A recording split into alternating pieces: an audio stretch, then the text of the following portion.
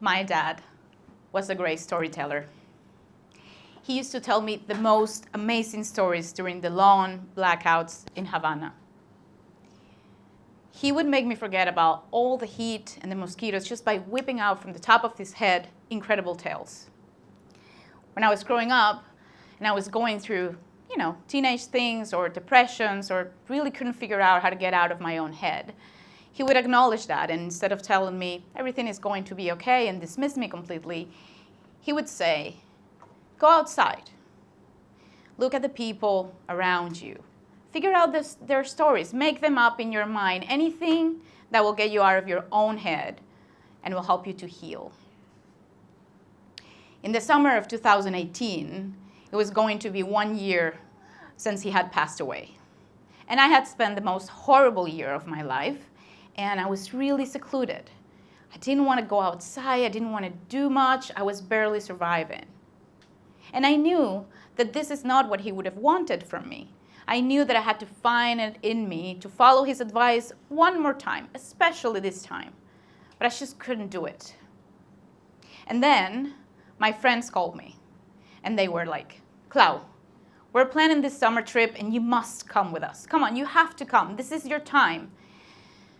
And I thought about it, and I was like, yeah, maybe this is what I need. Maybe this is the time where I take this step, and I try to make my dad proud, and I do all the things that I know I have to do. Let's do it. Let's go. I went into planning mode, and I was really excited. I even found out that one of my dad's favorite singer-songwriters was going to be performing there. Whew. That felt good. I could live through this. I knew all the lyrics. I was going to be closer to him. There was just one little problem. We were going to go to a small little fisherman's town, Western Cuba, for this incredible one-week festival called Festival de Cine Pobre de Jibara, where basically there's going to be gigs, there was going to be films, there was going to be parties, it was going to be amazing. But this little secluded town, western of Cuba, was where my dad was born. That was a lot.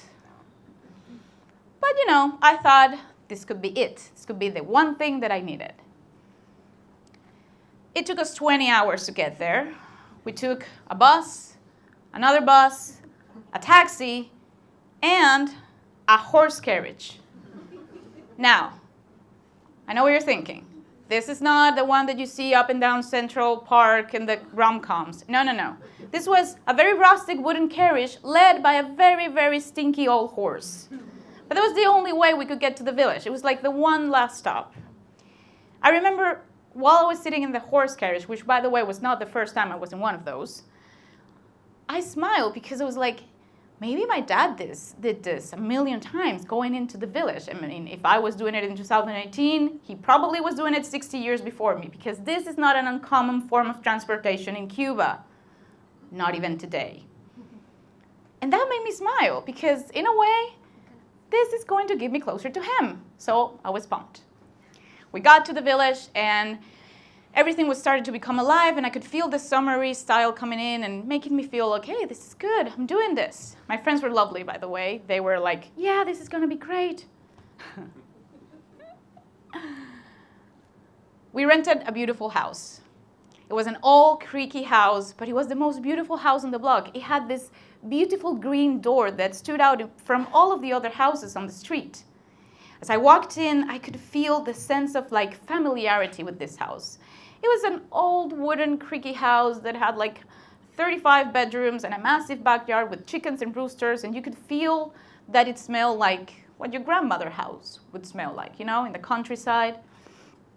But I felt something nice and at the same time a little bit ominous walking around and exploring the house. And I turned to one of the hallways to a faraway room, and a picture frame on the wall caught my attention.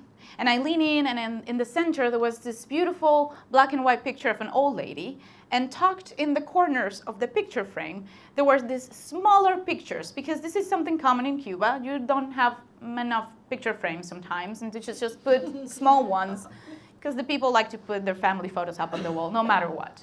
So I was drawn to one, And I was like, So I took it, and I turned it over to see if it had a name or a date, but it was blank. And I couldn't shake the feeling that this was something. So instinctively, I pulled out my phone, and I took a picture of the photograph, and I sent it to my sister. And I wrote, "Do you think this could be Grandma?" Not a second had passed, and she had called me and said, "I have no idea, but you need to find out." My sister, ray of sunshine that she was, she instantly put a lot of energy into this. She's like, "You gotta find out because it's meant to be that you're there. Look at all this happened. It's been a year, blah, blah, blah. Look, remember I told you we had some distant relatives? You have to go to them and figure out if this is her. What if this is the house? What if you been the..." And she went on, and I was like, "Okay, fine, I'll do it." Up until that point, I was really excited about all this, and my sister's energy had really given me a sense of like, yeah, this can be also good. I was starting to be a little nervous, I'm not gonna lie. This was like one thing after the other. But, in the spirit of embracing all of this coincidence, I went to visit these distant relatives. So they welcomed me. It was like a distant great aunt of my dad and like a fourth cousin or something, I don't know. They welcomed me into their beautiful home, and immediately they put me right into the dining table where they sat me down and they poured me a cup of coffee, and they left the massive Italian coffee maker in the center of the table. And I knew it was on, because in Cuba, you sit down at a table and nobody leaves and nobody shuts up until that coffee maker is empty. They started asking questions about me. They wanted to know all about me, and I was talking to them, cup of coffee after cup of coffee. And then I started feeling anxious because I had to ask, but I couldn't ask. And then my great aunt turned to me and said, "Honey, where are you staying with your friends?" That was it. Had to go for it, but I was terrified. And so I pushed a little bit more strength, and I said, "We are staying in the green door house by Rodeo Drive." And before she could say anything, I gathered up a little bit more strength, and I showed her the photograph, and I said, "Actually, do you know who this is?" She took a look at the photograph. She smiled very gently and said, "Yes, that's your grandma. That was her house. Your dad and your uncle were born there." Wow. I knew in that moment there was no going back. The stories of my dad's childhood were starting to come. Story after story. Of him being a child and messing up and I don't know what, coming here, coming that. There was just no way of stopping it. I thought that I wanted that. But the more they talked about it, the more I started to feel really anxious. I didn't know what was happening. There was a lot. For the first time, I could feel that it was really a lot. So I make sure to wait until the coffee maker was empty, and I excused myself, and I left.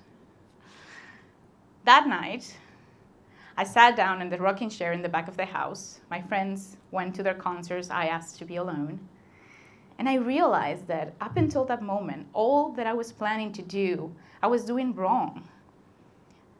There was a disconnect between the stories I was looking for coming in this town and the stories I had found. Because that version of my father, of being a child, I had never heard before. And I was hearing it now for the first time a year after his death, and they were not coming from him. And that made me really sad. And the sadness sank in. On the last day, I took a photograph in front of the green door, and I closed it behind me, fully knowing that I had a new door to open, one that I wasn't aware that I had to face until this trip, and completely sure that it was the first of many doors to come ahead.